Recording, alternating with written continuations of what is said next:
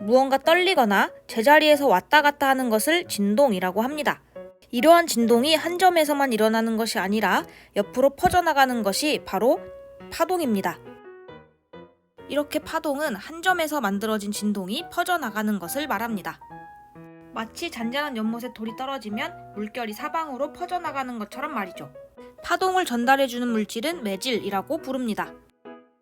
물결파인 경우 매질은 물, 지진파인 경우 매질은 땅, 용수철 파동인 경우 매질은 용수철, 소리 즉 음파인 경우 매질은 주로 공기입니다.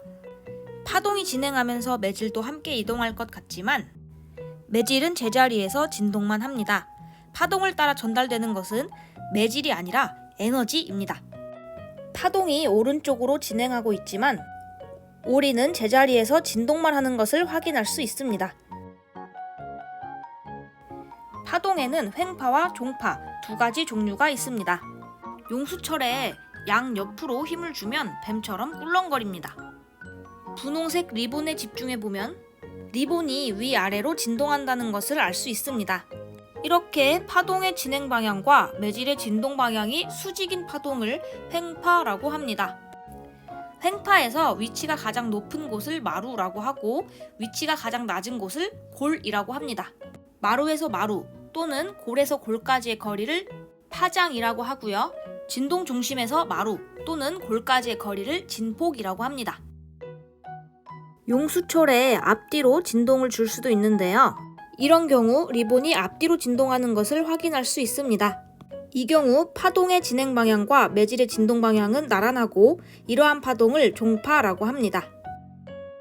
빽빽한 부분과 듬성듬성한 부분이 반복해서 나타나는 것을 확인할 수 있는데요.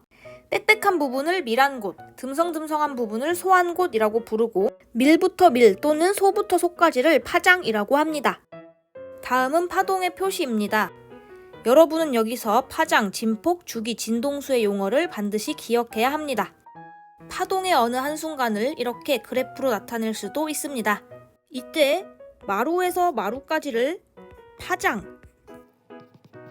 부르고 진동 중심부터 마루 또는 진동 중심부터 골까지를 진폭이라고 부른다고 했죠?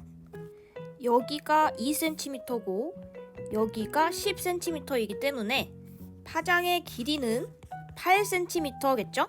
진폭의 크기는 2cm라고 하면 됩니다.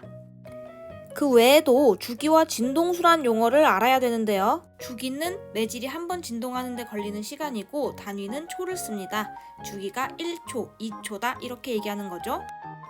진동수는 매질이 1초 동안 진동하는 횟수고 단위는 헤르츠를 씁니다. 1Hz, 2Hz 이렇게 말하는 거죠. 파동이 진행할 때 매질은 제자리에서 계속 진동만 합니다. 하나, 둘, 셋, 넷. 이게 한 번 진동입니다. 각각 2초씩 걸렸다 라고 하면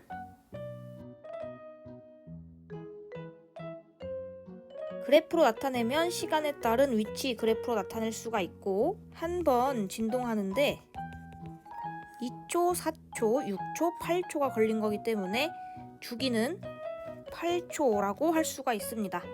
진동수는 1초 동안 진동한 횟수죠. 한 번 진동하는데 8초가 걸린 것이기 때문에 1초 동안에는 8분의 1번 진동할 수 있는 겁니다. 따라서 진동수는 8분의 1 헤르츠라고 하면 되고 진동수와 주기는 역수관계라는 것을 알 수가 있습니다. 보통 그래프는 이런 식으로 나오고 이 형태를 한 번 진동한 거다 라고 생각하면 됩니다. 그러니까 이 그래프는 한 번 진동, 두 번 진동한 거겠죠?